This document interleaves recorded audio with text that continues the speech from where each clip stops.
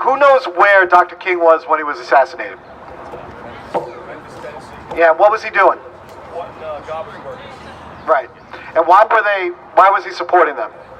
They were black, and they were fighting for social justice. That's right, they were fighting for justice, but what had happened to them? 2 men got killed, right? They were taking shelter during a thunderstorm, and they got crushed, right?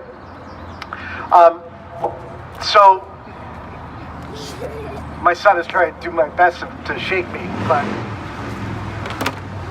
So, more than 40,000 workers are killed every year in the United States in workplace accidents, and almost at least as many are injured or have life-threatening injuries following that.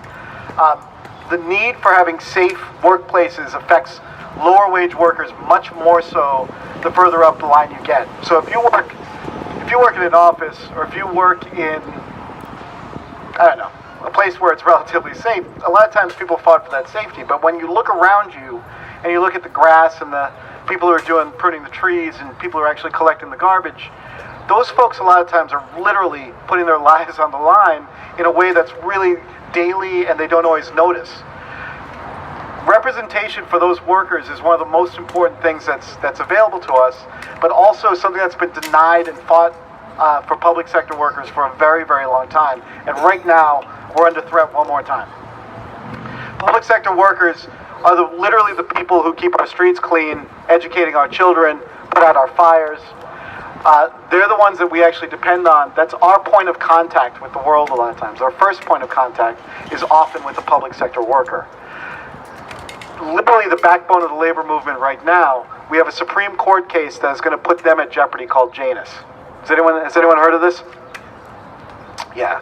So the workers in Memphis were fighting for recognition as well as for safety. They were fighting to make sure that their contracts were honored and their position was being honored in the world.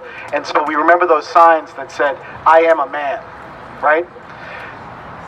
We think of this in the inclusive sense, that when they were fighting for that, they were fighting for the recognition of their full humanity. And I'd like to introduce Brother John Byrne, who is a representative, the staff representative of AFSME, with Council 94 of Rhode Island, who not only was a sanitation worker at one point, but has been actively representing public sector workers and is defending on the line, fighting for their rights every single day. And he's doing that with all of you in mind.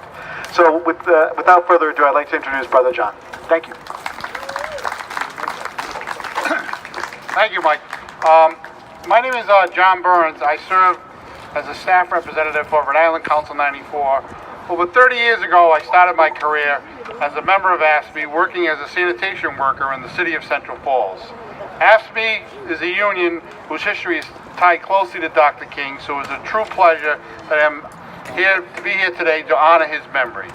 In Memphis, Tennessee, a group of sanitation workers, members of AFSCME Local 1733, had a long struggle to gain recognition from the city to improve their working conditions, their pay, and their lives. These were people who worked every single day but still couldn't raise themselves out of poverty. Their only hope, and the hope for millions of other families to this day, was to join a union and to gain a voice. On February 1st, 1968, a first thunderstorm forced sanitation workers Ian Cole and Robert Worko to seek shelter in the back of their garbage truck.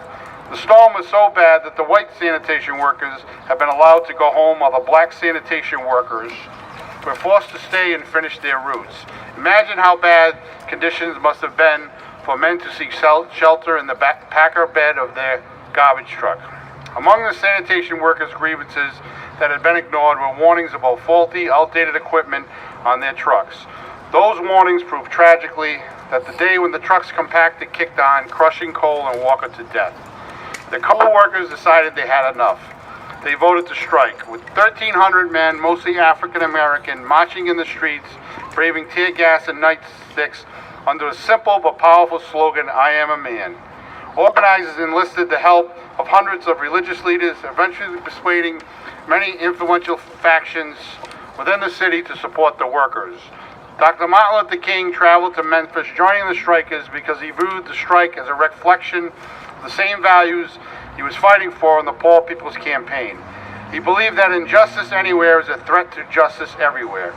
He believed that the needs of African Americans were identical with labor's needs: decent wages, fair working conditions, livable housing, old age security, health and welfare measures, conditions in which families can grow, have education for their children, and respect in the community. Memphis would be Dr. King's last campaign.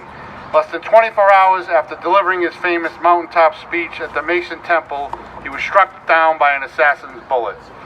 A few weeks later, the strike ended with the city accepting most of the sanitation workers' demands. While he made many strides forward as a nation in the 50 years since Dr. King was assassinated, it feels like many of those gains are being rolled back. From our jobs being outsourced and workers losing their pensions and health insurance to immigrants being detained without bond hearings, we are losing many of the things that Dr. King fought for and died. The Supreme Court is set to make a terrible ruling against unions in a case called Janus versus AFSCME. It is a case designed to cripple labor unions, to take away the right of working people to come together and have a strong voice on the job, to level the playing field, at least a little bit. The case is not just Janus versus AFSCME, it's Janus versus all of us. The Supreme Court is looking at overturning 40 years of established labor law, 40 years of precedent that the Supreme Court set with a unanimous ruling in 1977. Now, if this was just a legal case, we would win. But the Supreme Court is a political court. And make no mistake, we are going to lose. It is fitting that we gather here today on the 50th anniversary of Dr. King's death while he was standing up for working people. If we leave here today and simply go home and do nothing, we are not honoring him. We need to honor Dr. King's memory by agitating in our communities, our schools, our workplaces, our houses of worship, at the State House and in the streets. Like the teachers in West Virginia, Oklahoma, and Kentucky, like the students in Florida, we need to fight back. The courts may rule against us, but that won't kill us. The only thing that will kill us is sitting on our butts and doing nothing. Brothers and sisters, let's honor Dr. King the way he wanted us to by agitating and organizing. At AFSCME, we are saying we never quit. When we fight, we win. Thank you. Thank you.